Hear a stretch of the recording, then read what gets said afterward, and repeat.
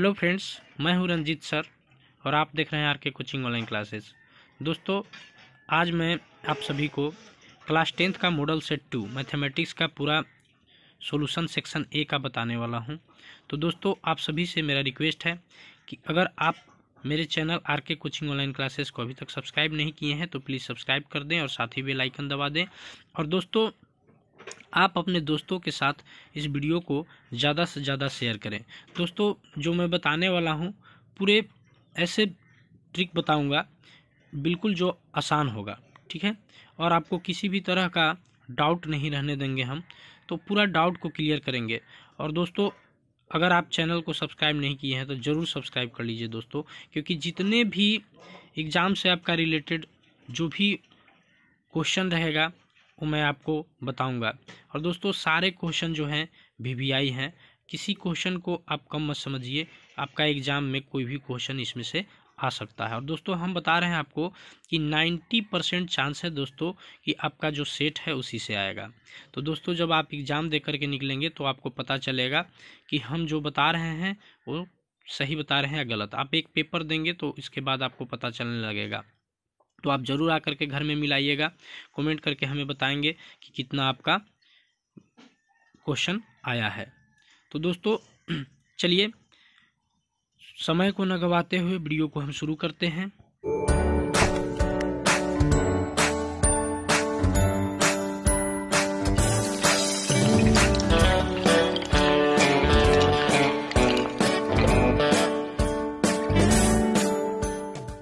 जो आपका section A है दोस्तों, आज मैं सिर्फ सेक्शन ए कराने का कोशिश करूंगा। तो चलिए, मैं सेक्शन ए में आ गया हूं। देख रहे होंगे आप, पहला क्वेश्चन देखिए। यहाँ पे पहला जो क्वेश्चन है आपका, निम्नलिखित में कौन 140 का अभाज्य गुणनखंड है। तो दोस्तों, 40 का अभाज्य 140 का जो अभाज्य गुणनखंड है उसको आप देखिए। यहाँ पे मैं बताता हूँ, 140 है दोस्तों। कितना है? 140 है। लीजिए, 140 का देखो, पहले तो 2 से डिवाइड करेंगे तो 2 से बन जा कितना हो जाएगा? 14। फिर 2 से करेंगे तो 2 3 जा 6 हो जाएगा, 2 5 जा 10 हो जाएगा। ये तो अब 5 से ही कटेगा। तो देखिए, ये हो जाएगा आपका 5 से बन जा 35। तो इस तरह से कर लेंगे। तो इसके बाद आप क्या करेंगे कि ये कितना बार आया है? 2 × 2 × 5 × 7 आया है। और इस तरह का क्वेश्चन एक आएगा ही कोई ना कोई, और ये आपके लिए वीवीआई है। तो देखो, 2 कितने बार आया है दोस्तों? तो 2 बार आया है। तो 2 का पावर 2 हो जाएगा, 5 का पावर कुछ भी नहीं, 1 होगा, और 7 का भी 1 सिंगल है। तो ऐसा किस ऑप्शन में आ रहा है? तो देखिए, ये पहला ही ऑप्शन में आ रहा है, ठीक है। तो ये आपका आंसर हो गया। चलिए, अगर आपको और कोई डाउट रहता है तो आप हमें ज़रूर कमेंट में लिखेंगे और बताएंगे। और दोस्तों के साथ दबा कर शेयर करो। जितने भी ग्रुप्स हैं, चाहे व्हाट्सएप ग्रुप हो या आपका फेसबुक ग्रुप हो या दोस्तों आपका टेलीग्राम चैनल हो, ठीक है, सभी पर आप शेयर कीजिए। टेलीग्राम ग्रुप में भी ज़रूर शेयर कीजिए। तो आइए आगे दूसरा नंबर क्वेश्चन को हम देखते हैं। देखिए, ये आपका 2 नंबर क्वेश्चन आप देख रहे होंगे। ये कहता है कि y = px का ग्राफ दिया गया है। बहुपद px के शून्यकों की संख्या क्या है? The graph of px is given the number of zeros of the polynomial px is. px के बारे में तो देखिए दोस्तों, px जो आपका लाइन जो है ये है, ठीक है। और इसको कितने बार कट कर रहा है? ये कर्व जो है, ये जो है, ये कितने बार कट कर रहा है? तो देखिए दोस्तों, 2 पॉइंट पे कट कर रहा है। एक तो यहाँ कर रहा है और एक यहाँ कर रहा है। तो आपका शून्यकों की संख्या क्या हो जाएगा दोस्तों? 2 हो जाएगा, ठीक है। देखिए, बी आंसर हो जाएगा इसका। तो आगे आते हैं हम 3rd नंबर क्वेश्चन पे। बहुत ही आसान सवाल आता है, बहुत ज़्यादा टफ नहीं आएगा। और देखिए, यहाँ पे इतना आसान सवाल दिया हुआ है, कहा कि बहुपद x² - 3 के शून्यक हैं। तो देखिए दोस्तों, आपको बहुपद निकालने का मैं 2 तरीका यहाँ पे बता रहा हूँ। एक इधर आप देख लीजिए, x² - 3 है, ठीक है। ये तो आपका सवाल दिया हुआ है। तो हम =0 लगा लेते हैं, ठीक है। =0 लगा लेंगे। जब x² जो है इधर होगा और इक्वल के इधर माइनस है ना, यहाँ पे क्या है माइनस है, तो इक्वल किधर आएगा तो क्या हो जाएगा +3 हो जाएगा। अब देखिए आप जानते होंगे कि x का स्क्वायर है, अगर ये स्क्वायर जो हम हटाते हैं तो इधर में रूट आ जाएगा, तो ये √3 हो जाएगा, इधर रूट चढ़ जाएगा, स्क्वायर हटाएंगे इधर से तो रूट इधर आकर के चढ़ जाएगा, और यहाँ पे क्या हो जाएगा प्लस और माइनस हो जाएगा।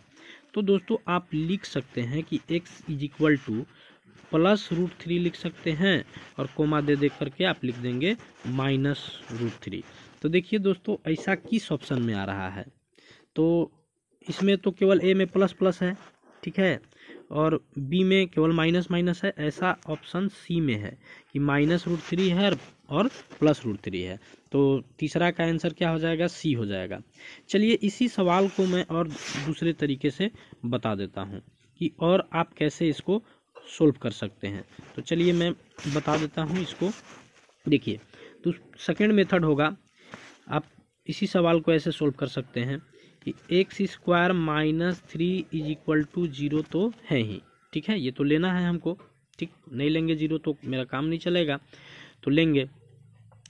और देखिए x का स्क्वायर हम कर लेंगे, ठीक है, फिर यहाँ पे देखो √3 है ना, सॉरी 3 है, तो √3 का अगर हम स्क्वायर करेंगे, ठीक है, तो क्या आ जाएगा, √3 का स्क्वायर क्या होगा √9, और √9 का फिर वापस क्या आ जाएगा 3 हो जाएगा, 9 का वर्गमूल 3, ठीक है, 3 हो जाएगा, और इक्वल में क्या है 0 है। तो देखिए ये फार्मूला हो जाता है, यहाँ पे मैं फार्मूला लिख करके मैं आपको बता दे रहा हूँ, a² - b² = हो जाएगा a + b इंटू क्या हो जाएगा दोस्तों a - b हो जाएगा, ये फार्मूला हो जाता है, ठीक है। तो आप देख लेंगे a² - b² = क्या हो जाएगा formula a + b into a - b हो जाएगा। आइए अब आगे आपको मैं बताता हूँ, तो क्या हो जाएगा, एक बार ए के जगह में हो गया और ये बी के जगह में हो गया, तो आ जाओ यहाँ पे a + b यानी कि x + √3 हो जाएगा, ठीक है, एक बार ऐसे हो जाएगा, और एक बार क्या आ जाएगा, तो एक बार आ जाएगा a - b यानी कि x -√3 हो जाएगा, ठीक है। तो चलिए अब इसी को हम ले लेते हैं, x + √3 = क्या हो जाएगा 0। तो देखिए जब x = हम लेंगे तो इधर प्लस में है, तो इधर जाएगा तो क्या हो जाएगा माइनस में √3 हो जाएगा, ठीक है, और इधर क्या हो जाएगा x -√3 है इक्वल 0 है, तो x = इधर माइनस में है, तो इधर आएगा तो क्या हो जाएगा प्लस में हो जाएगा √3, तो x बराबर -√3 और x बराबर √3। तो ऑप्शन वही फिर से क्या हो जाएगा, आपका आंसर क्या हो जाएगा सी नंबर हो जाएगा, ठीक है दोस्तों। तो सी में ही केवल ऐसा आंसर है कि x बराबर -√3 आ रहा है और x = क्या आ रहा है √3 आ रहा है। चलिए दोस्तों आगे चलते हैं। अगर आपको वीडियो अगर अच्छा लगता है तो एक लाइक तो ज़रूर कर दीजिए और अपने दोस्तों के साथ शेयर कर दीजिए। आप अपना काम कीजिए दोस्तों, शेयर कर दीजिए, जिनको अगर पढ़ना होगा पढ़ेंगे, और हो सकता है वो पढ़ें और उनका भी अच्छा नंबर आए। अगर आप अच्छा करना चाहते हैं तो आप इस वीडियो को ध्यान से देखिए और अपने दोस्तों के साथ शेयर कीजिए और लाइक कर दीजिए दोस्तों। एक लाइक करने में कोई आपका 1 रुपया पैसा खर्च नहीं होता है या किसी भी तरह का आपको हानि नहीं होता है, जहाँ तक आपको लाभ होगा। और अपने दोस्तों के साथ भी शेयर करके चैनल को ज़रूर सब्सक्राइब कर लें, क्योंकि ये जो चैनल है आपके हेल्प के लिए बना हुआ है और आपको पूरा हेल्प करेंगे हम एग्ज़ाम तक। इसके बाद भी अगर किसी भी तरह का प्रॉब्लम आपको होता है तो ज़रूर हेल्प करेंगे दोस्तों। चलिए आगे देखते हैं हम 4 नंबर क्वेश्चन। देखिए 4 नंबर क्वेश्चन में निम्नलिखित में कौन द्विघात समीकरण है। दोस्तों द्विघात समीकरण यहाँ पे पूछा जा रहा है, तो देखिए नंबर 1 से हमको यहाँ पे चेक करना होगा, ठीक है। तो चलिए कोशिश करते हैं आपको हम चेक करके दिखाने का। तो देखिए यहाँ पे है x, पहला नंबर ए नंबर में है, तो पहले हम ए नंबर को ही चेक करते हैं, सॉरी ए नंबर को मैं चेक करता हूँ। तो देखिए ए में है, ऑप्शन से चेक करना होगा आपको कि कौन द्विघात समीकरण है, ठीक है। तो देखिए x - 2 है और इसका है होल स्क्वायर +1 है = 2x है और -3 है। तो दोस्तों a - b का होल स्क्वायर पे ये हो जाएगा। a - b का होल स्क्वायर क्या होता है फार्मूला, चलिए मैं आपको लिख करके बता देता हूँ। तो a - b का होल स्क्वायर = होता है a² - 2ab + b²। ये तो फार्मूला होता है, आपको पता ही होगा, और नहीं पता है तो आप देख लीजिए। ठीक है दोस्तों, तो ये फार्मूला आप ज़रूर देख लेंगे। चलिए आगे मैं सोल्व करता हूँ। ये x जो है a के जगह में है और ये 2 है b के जगह में। चलिए तो इसको मैं सोल्व कर लेता हूँ। ठीक है, आइए, a स्क्वायर यानी कि x स्क्वायर, ठीक है, माइनस 2ab, 2a के जगह में क्या है x, और b के जगह में क्या है दोस्तों 2 है। ठीक है, और प्लस b स्क्वायर यानी कि 2 का स्क्वायर। ठीक है, और प्लस क्या है 1 है, और इज इक्वल टू क्या है इधर 2x माइनस 3 है। ठीक है, तो ऐसे इसको लेकर के चलना है। फिर इधर देखिए ये क्या हो जाएगा, एक्स स्क्वायर माइनस हो जाएगा आपका 2 2 जा 4x हो जाएगा, और प्लस क्या हो जाएगा 2 2 जा 4, 2 का स्क्वायर है तो 4 हो जाएगा, और प्लस 1, और दोस्तों यहाँ पे क्या है 2x है। ठीक है, 2x माइनस 3 है। ठीक है, तो देखिए यहाँ पे तो आप देख रहे होंगे कि ये क्या है एक्स स्क्वायर है। ठीक है, एक्स स्क्वायर तो रहेगा ही रहेगा, और माइनस ये तो 4x है। चलिए इधर हम ले लाते हैं, देखिए ये 2x है प्लस ना, तो इधर ले लाते हैं, वीडियो नहीं तो ज़्यादा लंबा हो जाएगा। तो इधर प्लस है तो इक्वल किधर लाएंगे तो क्या हो जाएगा माइनस 2x, और ये 4 और 1 कितना होता है दोस्तों 5 होता है। ठीक है, और इधर माइनस में है तो इधर इसको लाएंगे तो क्या हो जाएगा प्लस में 3 हो जाएगा, इक्वल 0 ले लेंगे। ठीक है, तो देखिए अगला स्टेप में देखिए आप एक्स स्क्वायर है ये। ठीक है, और माइनस 4 और 2 क्या हो जाएगा माइनस 6x हो जाएगा। ठीक है, माइनस माइनस ऐड होगा और माइनस का साइन लगेगा, और ये क्या हो जाएगा 5 और 3 8 हो जाएगा, 8 हो जाएगा। ठीक है, 8 है दोस्तों ये, और इज इक्वल टू 0 हो जाएगा।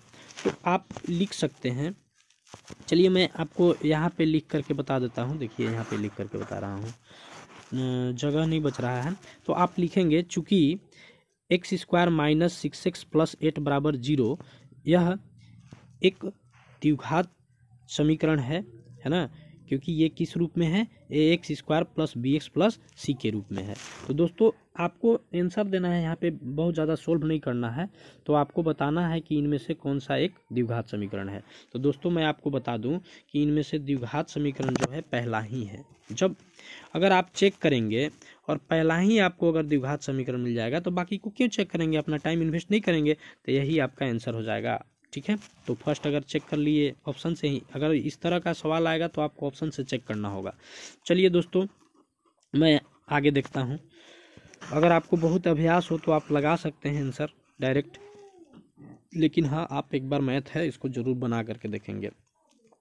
अब देखिए 5 नंबर क्वेश्चन है, a x square plus b x plus C is equal to 0 के 2 भिन्न वास्तविक मूल होंगे। देखिए यहाँ पे कहता है कि 2 भिन्न वास्तविक मूल होंगे, तो दोस्तों क्या इसमें आंसर हो जाएगा ए हो जाएगा, क्या हो जाएगा ए हो जाएगा। ठीक है, बी स्क्वायर माइनस 4ac, क्योंकि फार्मूला क्या होता है डी, ठीक है, ये ग्रेटर देन 0 होता है।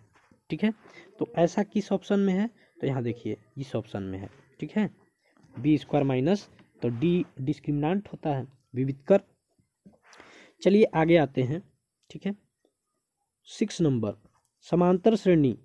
ठीक है दोस्तों, देखिए यहाँ पे 6 नंबर में बहुत ही आसान सवाल है, आप यहीं पे देख लीजिए, ये जो है आपका A1 है, ये A2 है, ठीक है, ये A3 है, और ये जो रहा आपका A4 है। तो क्या भराएगा, सार्वंतर क्या आएगा। ठीक है, तो दोस्तों सार्वंतर यानी कि डी, सार्वंतर यानी कि डी इज इक्वल टू क्या फार्मूला होता है A2 minus A1, A2 minus A1।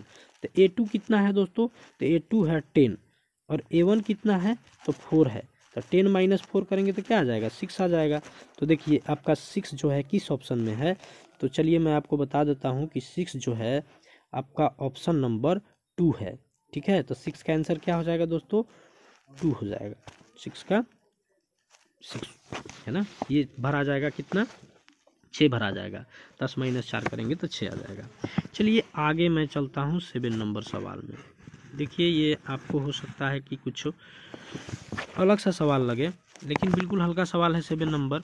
आप यहाँ से देखेंगे कि यदि समांतर श्रेणी का प्रथम पद, देखो दोस्तों प्रथम पद यानी कि a इज इक्वल टू दिया हुआ है 10, ठीक है, और सार्वंतर d, यानी कि d इज इक्वल टू दिया हुआ है 10, तो d सार्वंतर d दिया हुआ है, ठीक है। तो आपको निकालना है तीसरा पद, तो बहुत आसान है। तीसरा पद क्या हो जाएगा, a3 इज इक्वल टू, ठीक है, a plus 2d, a plus 2d हो जाएगा। तो a का तो वैल्यू आपको मालूम है 10, और प्लस में 2 और d का भी वैल्यू आपको क्या मालूम है 10, बैठा लो 10, है ना। और क्या हो जाएगा यहाँ पे 20 हो जाएगा, 10 प्लस 20 इज इक्वल टू 30। तो दोस्तों देखेंगे कि किस ऑप्शन में जो है 30 है आपका 7 का। तो चलिए हम देख लेते हैं।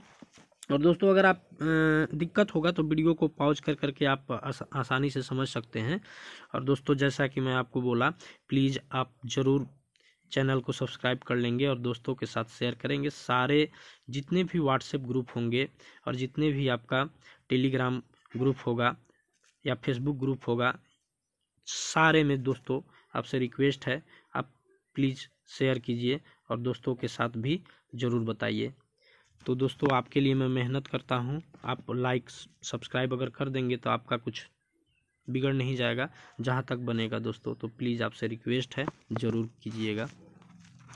चलिए आगे मैं 8 नंबर सवाल में आता हूँ। यहाँ पे तो आप इसका आंसर देख लिए कि 30 है, तो 30 किस ऑप्शन में है वही मैं देख लो, 30 सी ऑप्शन में है, यहाँ पे सी लगा देना। देखो दोस्तों यहाँ पे ये सवाल जो है ना, हम इसको दो तरीके से बना सकते हैं। देखिए 8 नंबर सवाल जो है, 8 नंबर सवाल को मैं 2 मेथड से बना सकता हूँ, ठीक है। चलिए देख लेते हैं सबसे पहले। और जब भी अगर इस तरह का जब भी रहेगा, बाई में बट्टा में जब भी रहेगा, तो कुछ भी हो उसका आंसर तो 1 होता है, ये तो पक्का है। और जब ऐसे रहेगा लिख करके माइनस वगैरह में रहेगा, जैसे नीचे दिया हुआ है उस तरह का अगर रहता है तो उसका आंसर हमेशा 0 होता है, ठीक है। तो बटा में जब भी होगा तो 1 होगा, ये तो पता है। लेकिन चलिए मैं इसको फार्मूले के साथ में यूज करके बता देता हूँ। एक तो फार्मूला है दोस्तों कि tan को पहले ही हम कॉट में बदल दें, क्योंकि tan का उल्टा क्या होता है, कॉट होता है। और कॉट अगर हम लिखें तो कॉट क्या लिखें, कॉट 90, ठीक है, 90 माइनस कर सकते हैं 64। जब आप 64 करेंगे और बाई में कॉट ही है तो कॉट रहने देंगे, कॉट 64। तो देखिए क्या हो जाएगा, कॉट 64, ठीक है, बाई कॉट 64। तो कट करके क्या आ जाएगा, 1 आ जाएगा। तो इसका आंसर 1 हो जाएगा। और देखिए और इसको और एक तरीके से और बनाया जा सकता है। चलिए मैं दिखा देता हूँ, ये या हो गया, समझ लो बस, ठीक है। बहुत ज़्यादा टाइम इन्वेस्ट हो जाएगा, नहीं तो फिर बाद में देख लेंगे हम लोग कभी। चलिए आइए 9 नंबर सवाल को देख लेते हैं। यहाँ पे है सेक 90 डिग्री माइनस ए, ठीक है।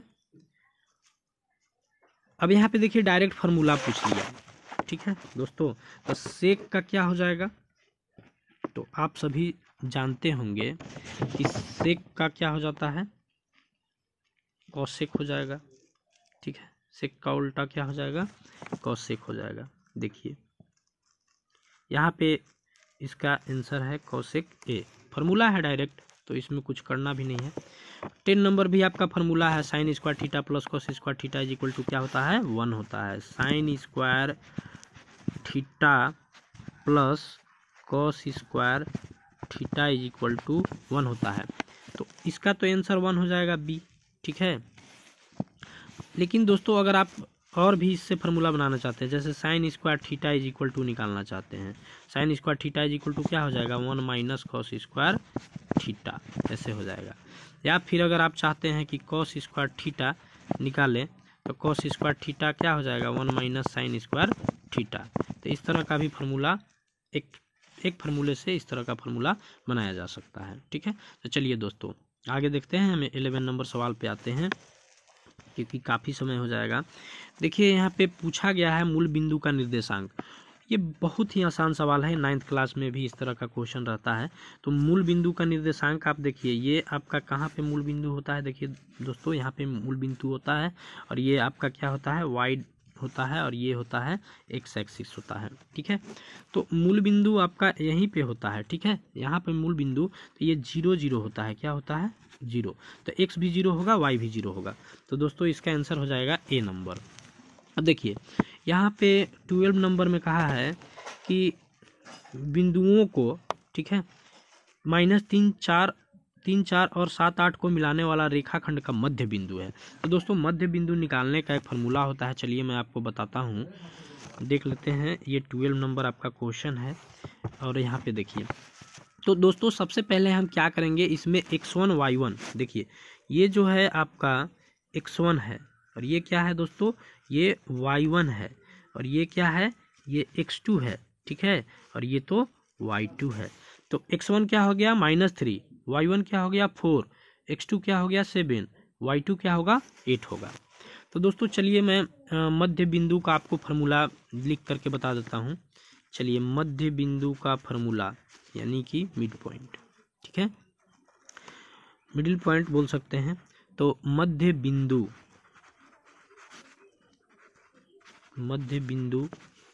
इज इक्वल टू फार्मूला होता है x1 प्लस x2 बाई 2। ठीक है, और कोमा लगा लेना, y1 प्लस y2 प्लस है ये बाई 2। तो ये फार्मूला है। तो चलिए मैं आपको वैल्यू भी बैठा करके दिखाता हूँ, थोड़ा बड़ा बड़ा लिख दिया मैं। x1 का वैल्यू कितना है, -3 है। ठीक है, प्लस x2 का वैल्यू कितना है, तो 7 है, बाई 2, कॉमा दे देंगे। ठीक है, और आप चाहें तो ब्रैकेट लगा सकते हैं। और फिर y1 का वैल्यू कितना है, 4 है, तो 4 लिख लिए। और y2 का वैल्यू कितना है, तो 8 है, बाई लिख दो 2। तो कितना हो जाएगा, चलिए देखिए यहाँ पे जगह है, यहाँ पे मैं बताता हूँ। तो 7 - 3 करेंगे तो क्या आएगा, 4 आ जाएगा, तो 4/2। और यहाँ पे 8 और 4 कितना हो जाएगा, 12/2। तो देखो दोस्तों इस तरह से इसको कैंसिल करेंगे तो 2 आएगा और 2 6 12 आएगा। तो आंसर क्या आ जाएगा दोस्तों, 2 और 6 आ जाएगा। क्या आ जाएगा, 2 6। तो देख लेते हैं 2, 6, कॉमा है, गलती से ये इतना हो गया। तो 2, 6 किस में आ रहा है देख लेंगे। तो चलिए ये मैं बताता हूँ कि आंसर कौन सा है, 2, 6। ये देखिए आपका है 2, 6 है। ठीक है, यही आंसर हो जाएगा मध्य बिंदु का। मध्य बिंदु का फार्मूला याद कर लीजिएगा, x1 plus x2 by 2, y1 plus y2 by 2। बस बैठा लेना x1 y1 का मान। ठीक है, चलिए अब आपको एक 13 नंबर क्वेश्चन है, उसको मैं समझाने का कोशिश कर रहा हूँ, देखिएगा आप ध्यान से। चलिए आइए 13 नंबर क्वेश्चन को मैं देखता हूँ। देखिए यहाँ पे कह रहा है कि त्रिभुज ABC एवं DEF इस प्रकार है। देखिए त्रिभुज ABC, मैं बाई फिगर आपको समझाता हूँ। ये देखिए आपका ABC है और ये जो है आपका DEF है। क्या है दोस्तों, DEF है, ये F है। ठीक, तो इसमें आपको दिया है कि AB/D। देखिए AB किसके बराबर है, तो DE के बराबर है। AB किसके बराबर है, तो DE के बराबर है। बराबर फिर क्या है, BC ये वाला देखिए, तो AB ये वाला इसके बराबर था, तो BC किसके बराबर होगा, इसके EF के बराबर। तो BC बाई क्या हो जाएगा, EF हो जाएगा। ठीक है, फिर इक्वल टू क्या हो जाएगा, इक्वल टू हो जाएगा ये AC जो है DF के बराबर होगा। तो AC बाई क्या हो जाएगा, DF, ये दिया हुआ है। ठीक है, तो आपको कहा कि कोण A जो है 40 डिग्री है, तो कोण A 40 डिग्री है। देखिए यहाँ पे 40 डिग्री, अंदर में उतना बड़ा नहीं बना पाया मैं, जगह नहीं है इसलिए बाहर में बना करके, लेकिन आपको अंदर में दिखाना होगा। और ये कितना है, कोण B = 80 डिग्री है। तो दोस्तों जाहिर सी बात है कि जब हम निकालेंगे त्रिभुज के तीनों कोणों का योग कितना होता है, 180 डिग्री। तो दो कोण तो दिया हुआ है आपका, कितना दिया हुआ है, 40 और 80। तो 40 80 कितना हो जाएगा, 120। ठीक है, तो 180 में से 120 घटा लेंगे तो कितना आएगा, 60 आएगा। ठीक है, तो जब बराबर है सभी आपस में, तो AC is equal to D F है, मतलब ए सी जो किसके बराबर है, डी एफ के बराबर है। तो जाहिर सी बात है कि सी कोण भी आपका क्या हो जाएगा, 60 डिग्री हो जाएगा। तो चलिए दोस्तों यहाँ से आप देख लीजिएगा 60 किस में ऑप्शन आ रहा है, तो देखिए यहाँ पे आ रहा है 60, ठीक है, यही आंसर हो जाएगा। अब मैं चलता हूँ 14 नंबर सवाल में। ये 14 नंबर सवाल आप देख रहे होंगे कि समद्विबाहु समकोण त्रिभुज ABC कोण का कोण बी समकोण है, BC is equal to 4 centimetre है, तो AC का मान होगा। तो देखिए दोस्तों ये बहुत हल्का सवाल है, मैं आपको बताना चाहूँगा कि ये बहुत हल्का सवाल है। चलिए हम इसको सोल्व कर लेते हैं 14 नंबर को। देखिए एक फिगर बना लूँ, ये देखिए ABC, और ABC में B क्या है, समकोण है, 90 डिग्री है, ठीक है, बना दिए। तो आप जानते होंगे कि ये आपका जो है BC जो है 4 सेंटीमीटर है। BC कितना दिया हुआ है, 4 सेंटीमीटर, सॉरी दोस्तों, ये BC जो है 4 सेंटीमीटर है, ठीक है। BC जब 4 सेंटीमीटर है, ये जो 4 सेंटीमीटर है, तो ये भी कितना हो जाएगा आपका 4 सेंटीमीटर होगा, ठीक है। तो देखिए ये भी 4 सेंटीमीटर हो जाएगा, ठीक है। AB भी 4 सेंटीमीटर, तो आपको क्या मिला, AB is equal to 4 centimetre, centimetre लिख लेना दोस्तों क्योंकि जगह नहीं है, बहुत कम जगह है। BC इज इक्वल टू भी 4 सेंटीमीटर। तो आप एक फार्मूला जानते होंगे, पाइथागोरस थ्योरम, ठीक है ना। पाइथागोरस परिमेय क्या होता है, AC का square is equal to AB square plus BC square. और कभी भी कण क्या होता है, कण आपका ये कण होता है हमेशा बड़ा होता है। कण एक समकोण त्रिभुज में कण सबसे बड़ी भुजा होती है। तो जब भी AC हम लोग कण निकालते हैं, ठीक है, तो प्लस करते हैं, बाकी अगर आप बेस निकालेंगे, आधार निकालेंगे तो कण में से ही घटा लेंगे, ठीक है, या लंब निकालेंगे तो भी कण में से ही माइनस करेंगे। तो चलिए दोस्तों यहाँ पे आप देख रहे होंगे AB का वैल्यू 4 है, तो 4 का स्क्वायर कर लो, BC है ये भी 4 है, तो 4 का स्क्वायर कर लो, 4 चौका 16 और 4 चौका 16। देखिए दोस्तों थोड़ा सा लिखने में मिस्टेक हो रहा है, ये 16 है प्लस 16, तो कितना आ जाएगा, इक्वल टू 32। आप नीचे जाइएगा, मैथ में नीचे ही जाना ठीक रहता है, लेकिन मेरे पास जगह नहीं है इसलिए हम ऐसा कर रहे हैं। तो हमें AC square is equal to कितना मिला, 32 मिला। तो इधर देख लो, यहाँ पे निकाल दे रहे हैं, AC इज इक्वल टू, इधर स्क्वायर है तो स्क्वायर हटेगा तो इधर रूट चढ़ेगा, तो ये 32 हो जाएगा। तो 32 का अगर हम खंडन करें, है ना, तो देखो 32 का क्या हो जाएगा, AC आपका निकल जाएगा, कण आपका निकल जाएगा, 4√2 आ जाएगा, 4√2, ठीक है। तो देखो 4 चौका 16, 2 4 मिल जा रहा है और 2 बच जा रहा है, इसलिए 4√2।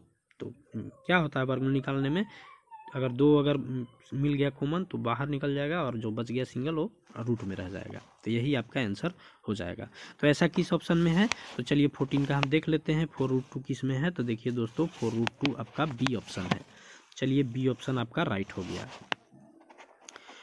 देखिए अब यहाँ पे कहा है 15 नंबर सवाल में कि वृत्त की सबसे बड़ी जीवा होती है, ठीक है। वृत्त की सबसे बड़ी जीवा क्या होती है, तो आइए मैं अभी आपको बना करके एक वृत्त जो है बता रहा हूँ। यहाँ पे देखिए वृत्त बना रहा हूँ, और ये वृत्त का सेंटर होता है, केंद्र होता है, और ये जो है इसका सबसे बड़ी जीवा होता है। तो सबसे बड़ी जीवा ही क्या होता है, वृत्त का व्यास होता है। तो दोस्तों आंसर क्या हो जाएगा, यही देखिए आपका व्यास हो जाएगा।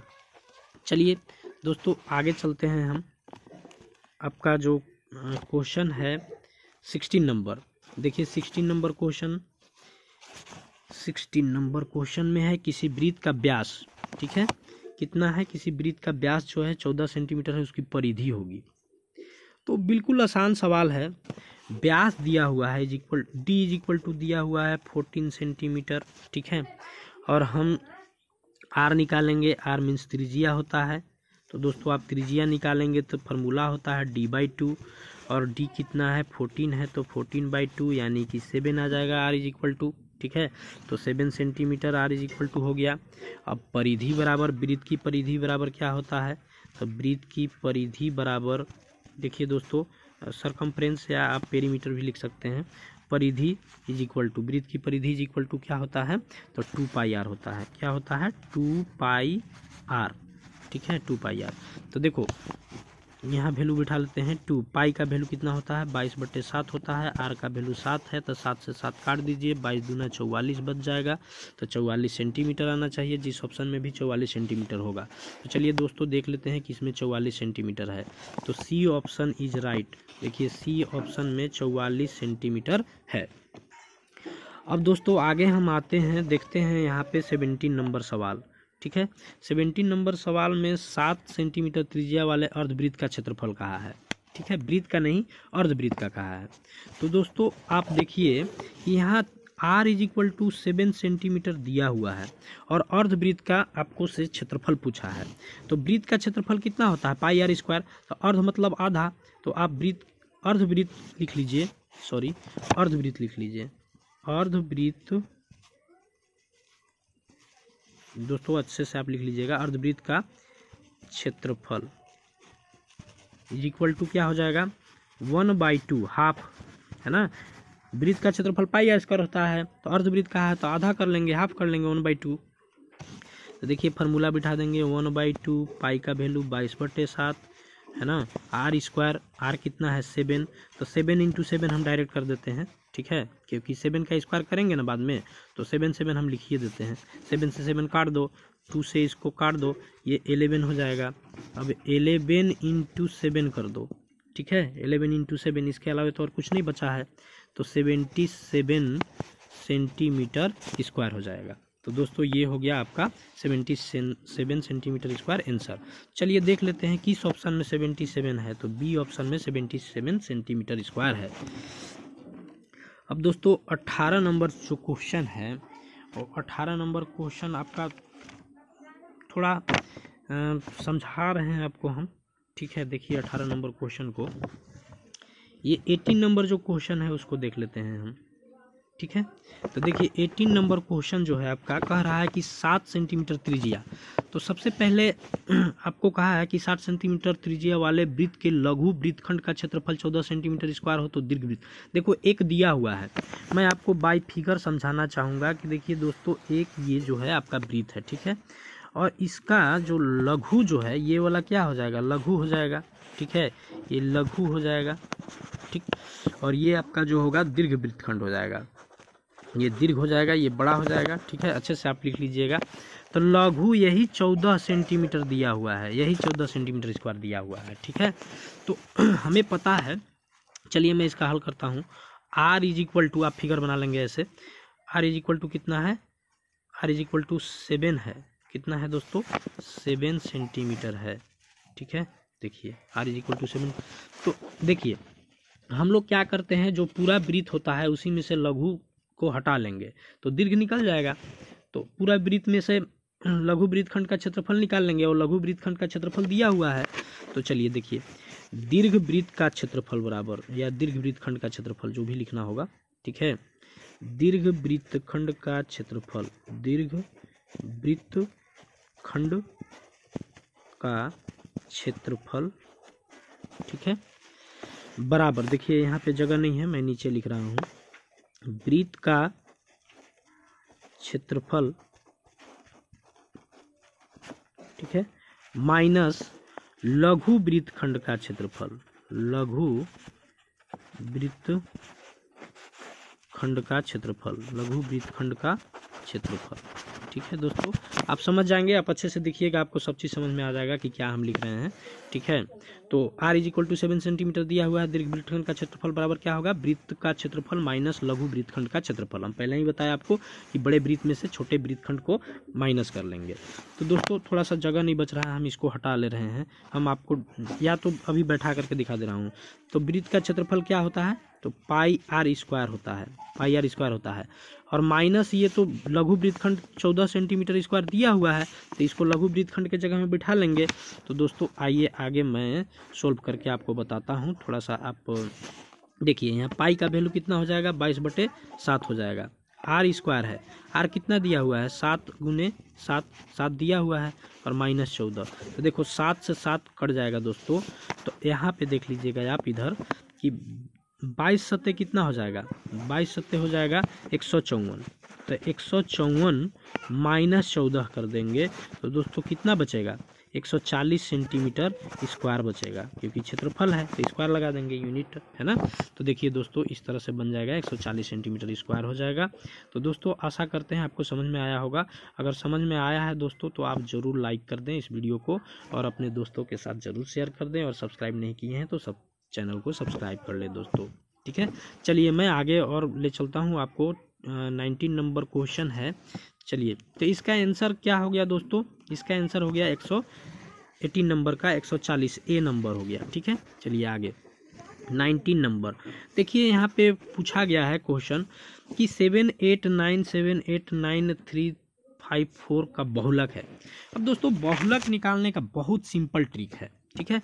आप देखेंगे कि इस जो दिया हुआ है इस डाटा में, ये जो दिया हुआ है इसमें सबसे अधिक बार क्या आया है, तो आप देखेंगे ये देखिए 9 यहाँ है, 9 फिर दिया हुआ है, 9 3 बार दिया हुआ है, और बाकी कोई भी चीज़ इतना रिपीट नहीं है। तो सबसे अधिकतम क्या है, तो 3 बार 9 आया है, तो आंसर बहुलक में क्या आ जाएगा, सी हो जाएगा। बिल्कुल आसान सवाल, जो अधिक सबसे ज़्यादा बार आया है वही बहुलक होगा।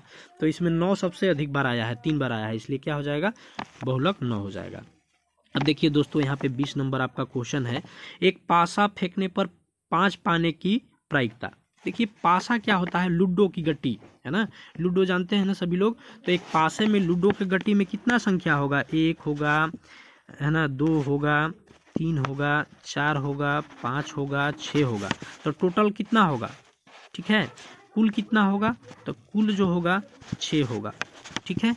अब 5 पाने की प्रायिकता, भैया 5 एक ही बार ना आएगा, तो PE मीन्स प्रायिकता होता है, आपको पता होगा। तो प्रायिकता का फॉर्मूला क्या होता है दोस्तों, हम लिख नहीं रहे हैं, आपको बोल दे रहे हैं, आप लिख लीजिएगा। प्रायिकता का फॉर्मूला होता है अनुकूल परिणाम बटे कुल परिणाम, अनुकूल परिणाम बटे कुल परिणाम। तो देखिए यहाँ पे अनुकूल परिणाम आपका कितना हो जाएगा, तो 1 हो जाएगा, क्योंकि 5 एक ही आएगा, ठीक है। और कुल परिणाम कितना है दोस्तों, कुल तो 6 ना होगा लूडो के गट्टी में संख्या, तो 6 हो गया, 1 से लेकर 6 तक होता है। तो आपका प्रायिकता क्या हो गया, 1/6। तो देखिए कौन सा ऑप्शन में है, बी ऑप्शन में। तो दोस्तों आपका 20 का बी हो गया। देखिए अब यहाँ से आपका 21 नंबर जो क्वेश्चन है, फिल इन द ब्लैंक्स है, using the correct words of digits given in the brackets. Bracket में दिया हुआ है, आपको यहाँ से देख करके भरना है। 6/15 का दशमलव प्रसार है। देखिए दोस्तों इस तरह का एक क्वेश्चन पूछा जाता है एग्जाम में, जैसे 6/15 है, तो 6/15 का दशमलव प्रसार। देखिए इसका हम गुणनखंड कर देते हैं, खंडन 2 3 जा 6, और यहाँ पे हो जाएगा 3 5 जा। तो देखिए ये हो गया, 3 3 कैंसिल हो जाएगा, बच जाएगा 2/5, 2/5 बचेगा। तो दोस्तों एक फार्मूला होता है, यदि हर में, ठीक है, या तो 2 या 5 आ जाए, अगर हर में 2 या 5 आ जाता है तो आपका दशमलव प्रसार का क्या हो जाता है, शांत हो जाता है। तो देखिए 5 है, ठीक है, तो दशमलव प्रसार क्या होगा, शांत होगा दोस्तों। कैसा होगा, शांत होगा। तो यहाँ पे भरा जाएगा शांत, ठीक है। 6/15 का दशमलव प्रसार कैसा है, तो शांत है। आगे आते हैं और देखते हैं 22 नंबर। देखिए 22 नंबर जो है, एक्स और वाई चरों वाला व्यापक रैखिक समीकरण का रूप होता है। The general linear equation of variables x and y is of the form. तो दोस्तों मैं आपको बता दूं, इसका आंसर ये होता है ax, ठीक है, plus by plus C is equal to 0। ये डायरेक्ट आंसर इसका होता है। तो आप देख लेंगे कि एक्स और वाई चरों वालों है ना व्यापक रैखिक समीकरण का रूप है ax plus by plus C is equal to 0 होता है। देखिए 23 नंबर में ax स्क्वायर प्लस bx, देखो ये बी स्क्वायर माइनस 4ac को द्विघात समीकरण ax square plus bx plus C equal to 0 का को कहते हैं, का है और फिल इन द ब्लैंक्स है, को कहते हैं, ठीक है ना। तो देखिए क्या कहते हैं दोस्तों, विविधकर कहते हैं। क्या कहते हैं, विविधकर, डिस्क्रिमिनांट, ठीक है। तो आप यहाँ पे फिल करेंगे विविधकर, ठीक है। अब देखिए साइने का व्युत्क्रम है दोस्तों, साइने का व्युत्क्रम, तो आपको मैं बता दूं साइन ए का व्युत्क्रम, ठीक है। तो साइने है तो क्या हो जाएगा, इस 1/साइने हो जाएगा, 1/साइने। तो इसका फार्मूला क्या हो जाएगा, कोसेक ए हो जाएगा, कोसेक ए, ठीक है। तो देखिए यहाँ पे आंसर फिल हो जाएगा कोसेक ए। क्या फिल हो जाएगा, cosec A. Reciprocal of sine A is cosec ए, ठीक है। अब देखिए 25 नंबर क्वेश्चन, 25 नंबर क्वेश्चन को समझिए। बिंदु 2, 5 की एक्स अक्ष से दूरी है। देखिए डिस्टेंस पूछा है। The distance of the point 25 from the x axis. तो देखिए दोस्तों मैं आपको बता दूं कि यहाँ से मान लेते हैं, हम एक बना लेते हैं।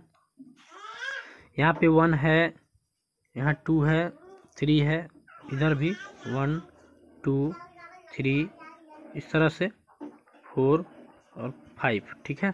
तो दोस्तों यहाँ पे देखिए आपका y में जो होगा, यहाँ पे तो y का 5 हो जाएगा, ठीक है, लेकिन x में क्या होगा, 2 होगा। तो आप देखेंगे यहाँ पे जो आपका एक्सिस है, ठीक है, x एक्सिस पहले क्या होगा कि x एक्सिस जो है आपका x में 2 है, सॉरी एक मिनट, x में 2 है, x में 2 है दोस्तों, ठीक है। चलिए x में 2 देखिए, तो x में 2 कहाँ आ रहा है, यहाँ है 2, x में 2, ठीक है, और y में क्या है, 5 है। तो डिस्टेंस दूरी क्या हो जाएगा, तो 5 का दूरी हो जाएगा दोस्तों, क्या होगा, 5 का हो जाएगा। तो देखिए आंसर क्या हो जाएगा इसका, 5 हो जाएगा, ठीक है।